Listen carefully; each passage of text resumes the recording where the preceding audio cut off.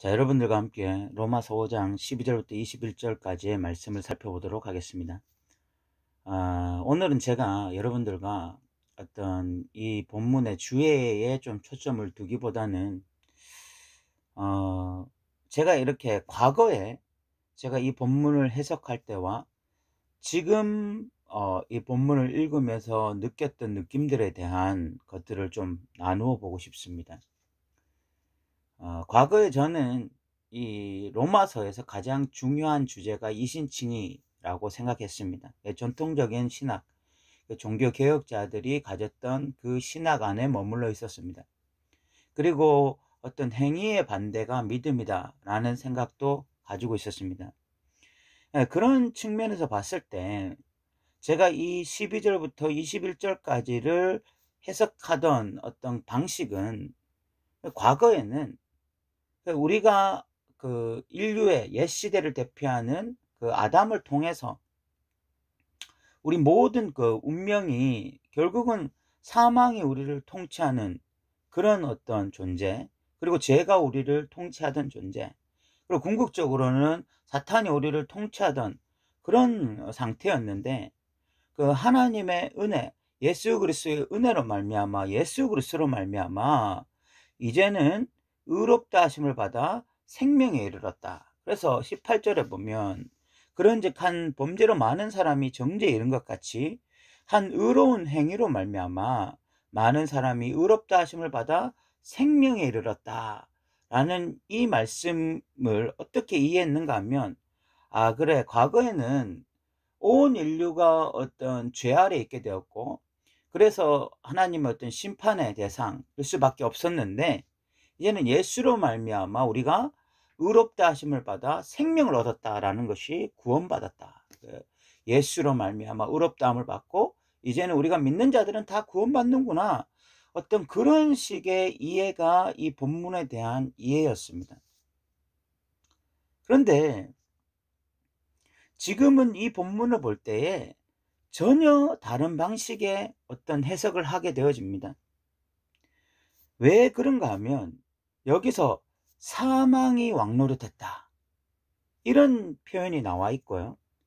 또 17절에 보면 한 분 예수 그리스도 통해서 생명 안에서 왕노릇한다 라는 말이 나와 있기 때문입니다. 결국은 무엇이 왕노릇한다 라는 이야기는 로드십에 대한 이야기거든요.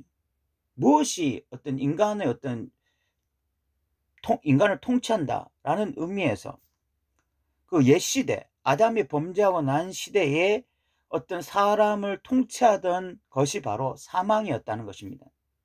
사망이 왕노릇한다라고 하는 것은, 이것은 어떤 궁극적으로 어떤 해석이 가능한가 하면 죄가 인간을 통치한다라는 것이 가능합니다. 결국은 사망이 왕노릇한다는 것은 결과고 원인은 인간이 죄를 범했기 때문이거든요. 그런데 이 죄를 어떻게 범하게 되느냐? 성경에 보면 죄가 인간을 원한다라는 표현이 창세기 4장에 나와 있습니다. 가인이 아벨을 죽이고 난 이후에 하나님께서 가인에게 죄가 너를 원하나 라는 표현이 나와 있습니다. 죄가 너를 원한다라는 표현은 죄가 너를 지배하기를 원한다라는 뜻입니다. 그러니까 죄는 끊임없이 인간을 지배하기를 원해요. 그 이야기가 또 6장에 또 나옵니다. 로마서 6장에. 그러니까 죄는 인간을 통치하는 왕이 되기를 원하는 것입니다. 그리고 실질적으로 옛 시대에 아담이 범죄하고 난 이후에 온 인류가 처한 운명은 죄를 지을 수밖에 없는 운명, 죄의 통치를 받을 수밖에 없는 운명이고, 그것을 달리 표현하면 사망이 우리에게 왕노릇한다라는 표현인 것입니다. 그리고 그것을 또 달리 표현하면 사탄이 인간에게 왕노릇한다라는 표현이기도 합니다. 성경이 끊임없이 우리에게 세 가지가 인간을 지배하고 있다. 죄가 인간을 지배한다. 죄의 로드십에 대해서 이야기를 하고, 또 사망이 우리를 지배한다. 사망의 로드십에 대한 이야기. 그리고 사탄이 우리를 지배하고 있다. 이 이야기를 끊임없이 해왔어요. 그러니까 그 옛 시대의 특징, 옛 인간들 실존의 특징은 사탄의 지배를 받고 죄의 지배를 받고 사망의 지배를 받을 수밖에 없는 존재였다는 것이죠. 그러면 새로운 시대, 예수님이 오셔서 그 하신 역할이 무엇이냐는 것입니다. 17절에 보면요, 한 사람의 범죄로 말미암아 사망이 그 한 사람을 통하여 왕노릇하였은즉 더욱 은혜와 의의 선물을 넘치게 받는 자들은 한 분 예수 그리스도를 통하여 생명 안에서 왕노릇한다, 이렇게 이야기를 합니다. 사망의 지배를 받던 존재들이 스스로 왕이 되어져서 그렇게 살아간다는 것이죠. 생명 안에서. 이것은 예수님이 주신 생명을 의미하는 것입니다. 그렇다면 우리가 한번 생각해 봐야 될 것이 있습니다. 예수 그리스도로 말미암아 그럼 생명이 그 사람에게 주어졌다라는 것이 또 18절의 이야기잖아요.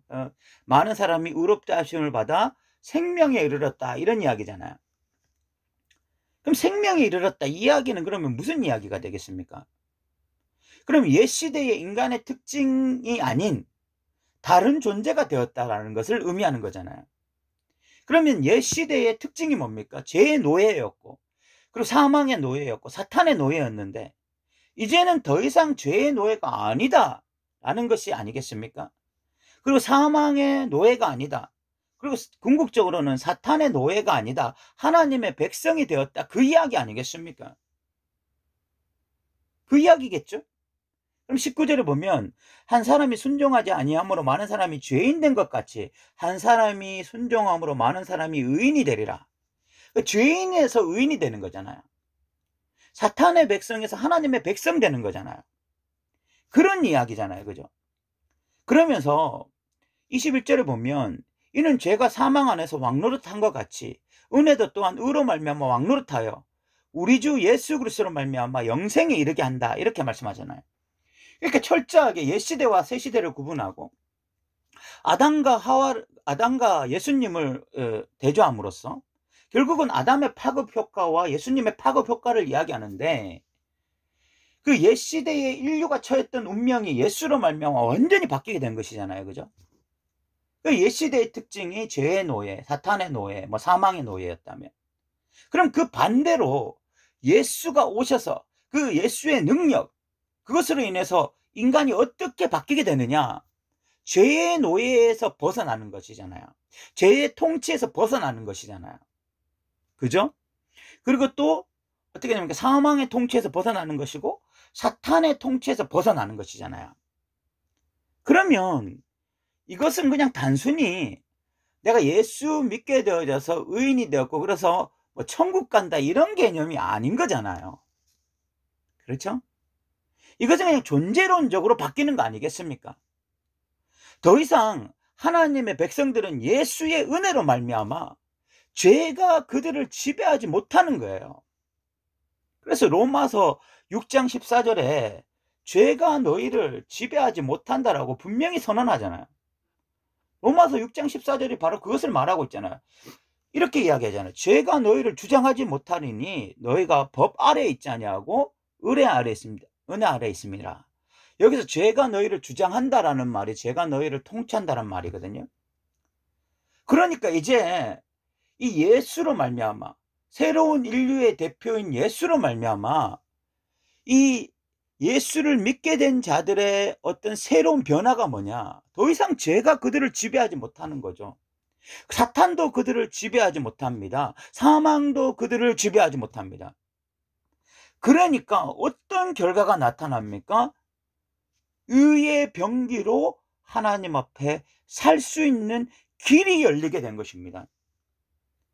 과거의 옛 아담으로 말미암아 인류가 처했던 운명에서 벗어나서 스스로 자발적으로 기쁜 마음으로 예수로 말미암아 하나님의 백성답게 살 수 있는 길이 열려진 것이죠.